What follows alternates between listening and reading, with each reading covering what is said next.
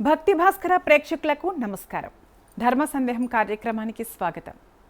ప్రతి తల్లిదండ్రుల కల ఏంటి? తమ పిల్లలు ప్రయోజకులు కావాలి, సమాజంలో మంచి పేరు తెచ్చుకోవాలి, అన్నింటికీ మించి ఆర్థికంగా ఎటువంటి ఇబ్బందులు లేకుండా మహారాజులా బతకాలి అని కోరుకుంటారు. అయితే ఒక వ్యక్తి పుట్టిన సమయం, ఆ సమయంలో ఉండే గ్రహగతులు వారి ఆర్థిక భవిష్యత్తును నిర్ణయిస్తాయని జ్యోతిష శాస్త్రం చెబుతోంది. కొంతమంది పుట్టడమే బంగారు స్పూన్ నోట్లో పెట్టుకుని పుడతారు, మరికొందరు శ్రమించి సామ్రాజ్యాలను నిర్మిస్తారు. అసలు ఏ రాసుల్లో పుట్టిన పిల్లలకు కుబేర యోగం పడుతుంది, ఏ నక్షత్రాల ప్రభావం వల్ల వారు ధనవంతులవుతారు వంటి అద్భుతమైన విషయాలు తెలుసుకునే ముందు ఈ వీడియోని ఎక్కడా స్కిప్ చేయకుండా చివరి వరకు చూడండి. జ్యోతిష శాస్త్రం ప్రకారం 12 రాసుల్లో కొన్ని రాసులకు సహజంగానే సంపదను ఆకర్షించే శక్తి ఉంటుంది. ఇప్పుడు ఆ రాశుల గురించి వివరంగా తెలుసుకుందాం. మొదటగా వృషభ రాశి గురించి తెలుసుకుందాం. ఈ రాశికి అధిపతి శుక్రుడు. శుక్రుడు అంటేనే భోగ భాగ్యాలకు కారకుడు. వృషభ రాశిలో పుట్టిన పిల్లలు చాలా పట్టుదల గలవారు. వీరు విలాసవంతమైన జీవితాన్ని ఇష్టపడతారు.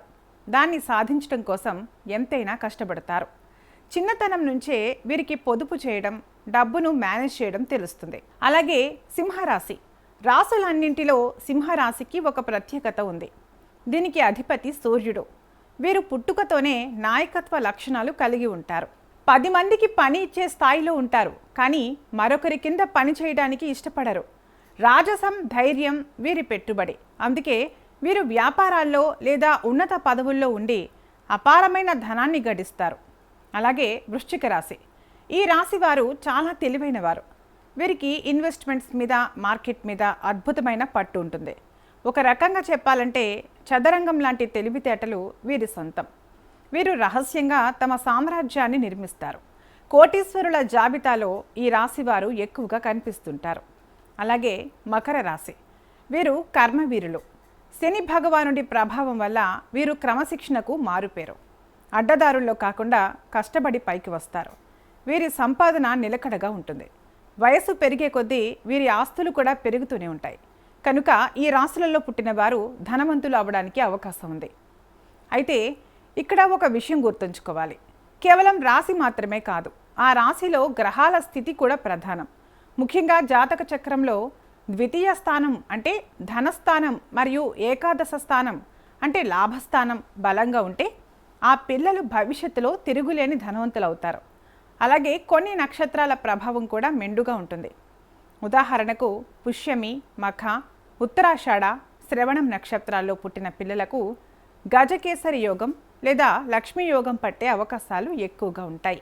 మీ పిల్లల జాతకంలో గురుగ్రహం లేదా శుక్రగ్రహం ఉచ్చస్థితిలో ఉన్నాయా అనేది ఒక్కసారి గమనించుకోండి.